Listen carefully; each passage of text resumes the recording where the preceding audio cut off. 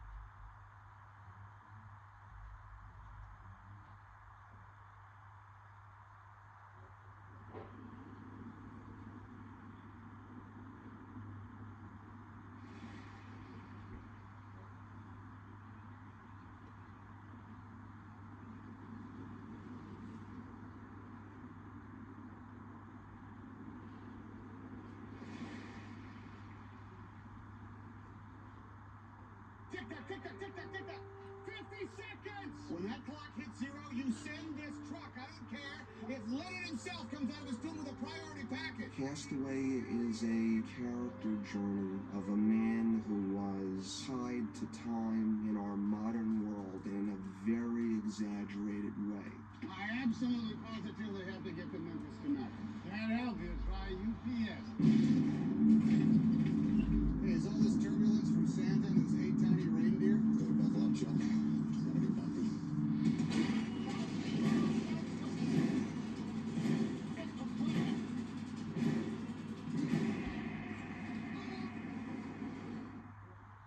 This is the story of the best thing that ever happened to this guy.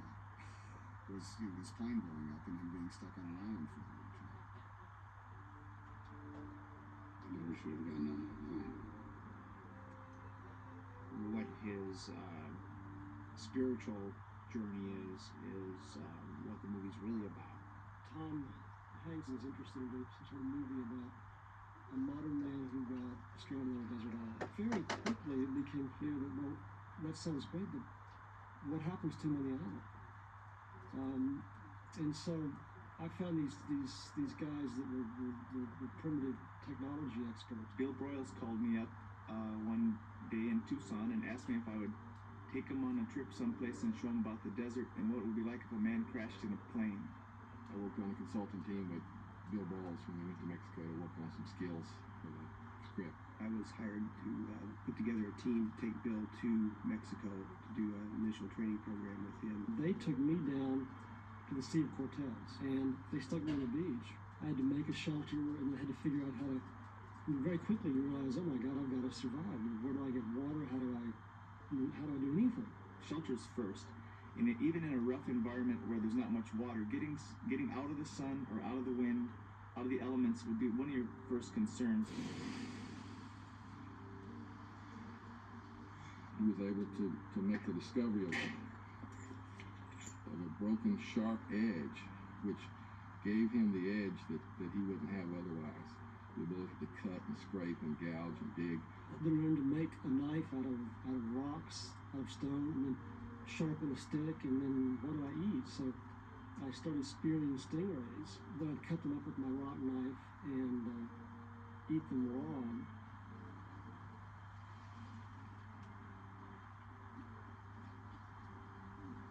And I very quickly thought, well, I need fire. I'm not going to eat these things raw anymore.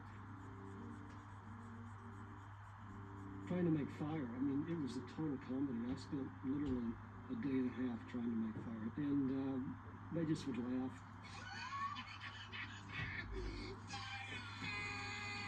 I had nothing to drink, and I tried to open a coconut. And it's very much like in the movie. Yes. I could not open a coconut for anything.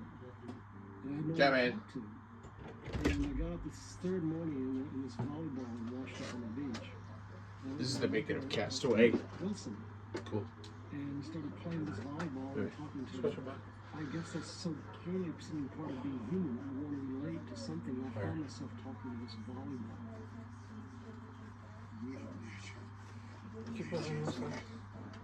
Wilson wasn't there. It was a tangible object. I think it was very important. I think it was something that did maintain his local sanity through the time that he was on the island. So some of these experiences. Why do you keep stopping? I don't know. On a rudimentary basis for what would happen to Titanic's character.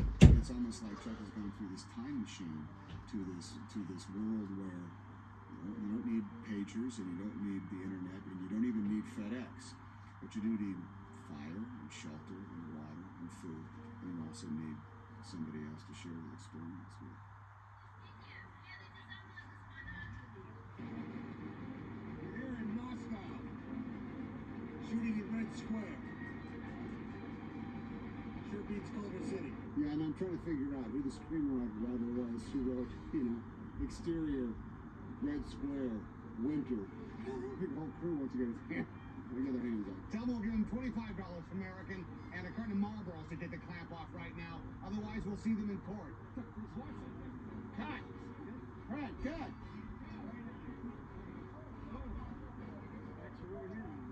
I was asking one if I was like, if I'm any kind of celebrity here, and by videotape, yes, but even then, very, very few of them, just because they the whole Russian language barrier thing doesn't mean an awful lot of the American media culture has been able to translate. Well, other directors work on this studio. Robert Zemeckis don't want to lose his time and started his project, Castaway. Tom has to lose a lot of weight.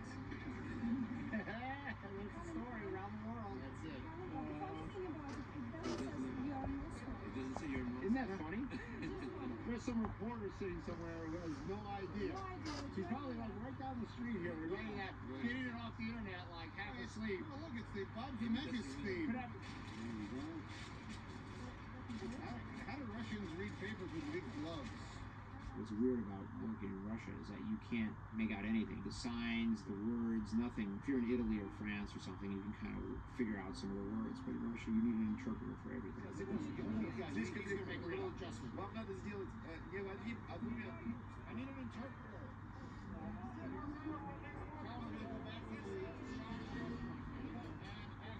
Nikolai, tick-tock! That's the great adventure of making movies, is you get to go off and I've never been to a show. I've never been to Red Square. And the first time I went there was because the hotel I was staying at was right across the bridge. I had a view of it from my those are what we're going to shoot tomorrow. I mean, this is the thing also too about making movies with Bob. Bob isn't going to blanch for a moment with the idea of making a movie. I mean, I said, well, how are we going to do that? How are we going to get into Red Square in order to shoot the scene? We'll take the trucks to Red Square. We'll set them up right there. I always forget that Bob is able to not be intimidated by that. Do we like the way these trucks look? Well, they both got to be forward because the sword's going backwards. Yeah, we shut down Red Square, meaning, only people that were walking in here were our people. I have something to tell you about Red Square. I was here scouting Red Square. I said, we're going to be able to shut down Red Square and shoot here. And they said, yes, as long as that flag isn't red. And I said, okay, very cool.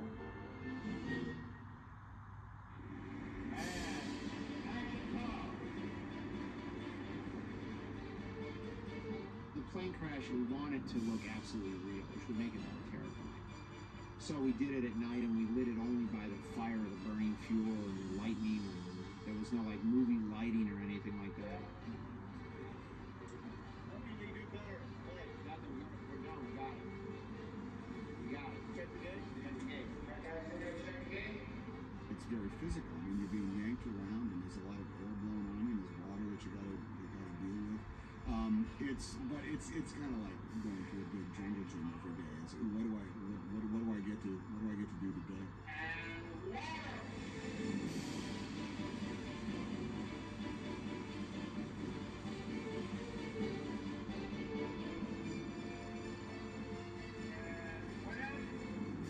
If all of acting is taking these small snippets of real time and then cutting them up and then putting them all together, acting in a scene like that, you're working in the smallest snippets. You really are. It's like 7 seconds here and 3 seconds here and 5 seconds there. And cut. The worst thing that happened to Chuck was his plane. He survived a plane crash. If it had just been that, if he had been rescued 2 days later, well, then I think he'd be haunted by that plane crash for the rest of his life. But the fact is, Chuck survived the plane crash, and then he survived the despair of total, solitude and isolation for another 4 years.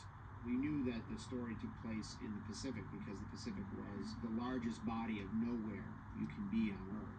We found the right island, and it turned out to be part of the Fijian Islands. It was still in the middle of nowhere as far as movie life. So yeah, we all kind of experienced what Chuck went through. It was an extraordinary place. I mean, and One Island becomes a really major character in the movie. It's like, in a way, after Tom, it was the next important piece of casting. It was actually a sacred island, so there was nothing, not one single thing man-made on the island ever.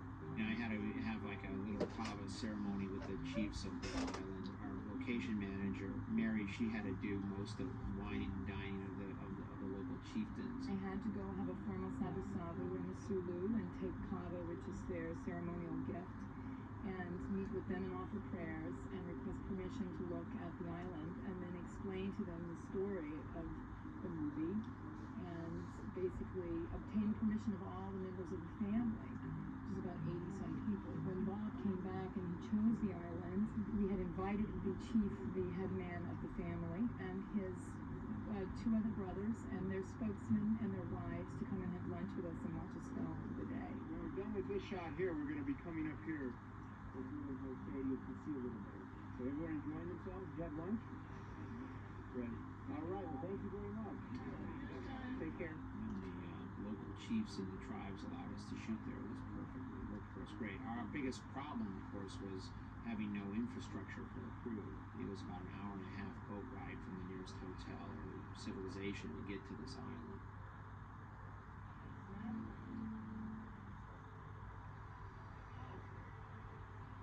Once you have cameras and movie equipment around sand, sun, and water, salt water especially, things move really slow. Even though we did have one incredibly cooperative actor.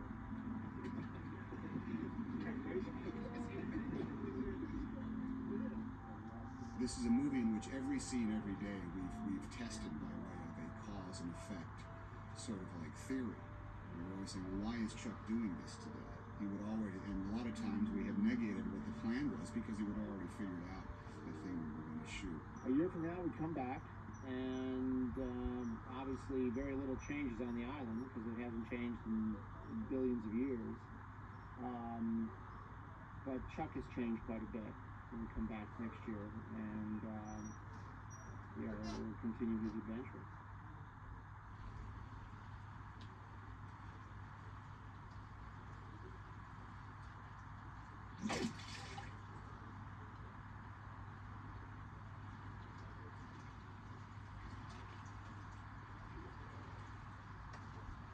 It's been 14 months since we shot part one, and we're back at the same island, and we're shooting part two, and this is where our main character, Chuck, has been on the island for over 4 years now. At this point in the movie, Chuck's mental state is acute depression.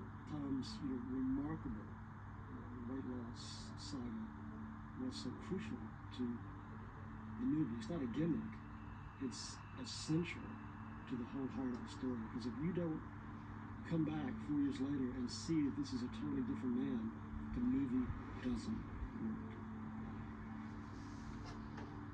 Well, artificially on the other side, I did no exercise and ate whatever I want to, because I essentially wanted to look like your average 4-year-old guy, and here's what his life is like. 4 years later, on a diet of pretty much all the fish he can spear and all the coconut he can eat, and maybe a few other things that he can find here, that's what he's been doing. Also living a very physical life. So, we talk about somewhere between 40 and 50 pounds, but it was good to lose it. And a lot of that was artificial weight anyway. So it was, the year that we spent in between now and back then. I mean, for me, it was mostly just get in shape. Action!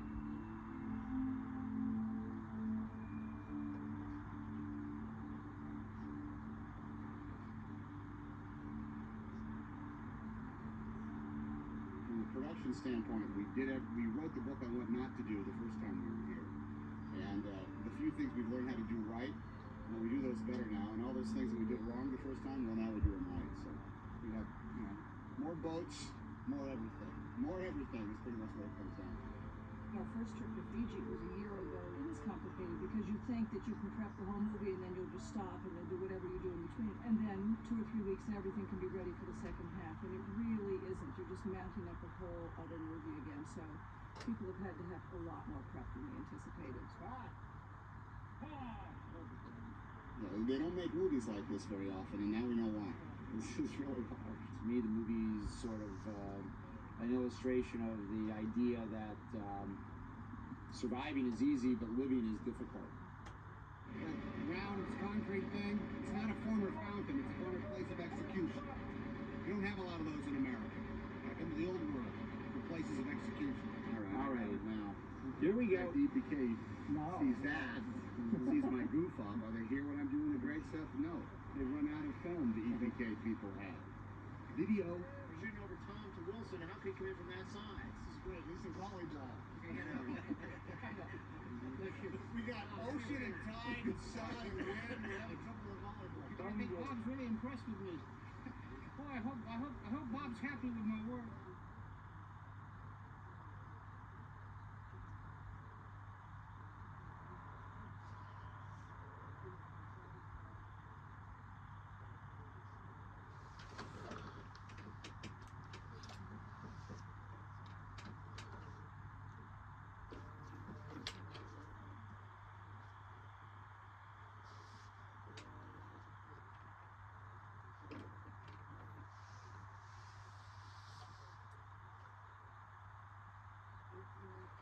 Stopped at 2 hours and 40 minutes, though.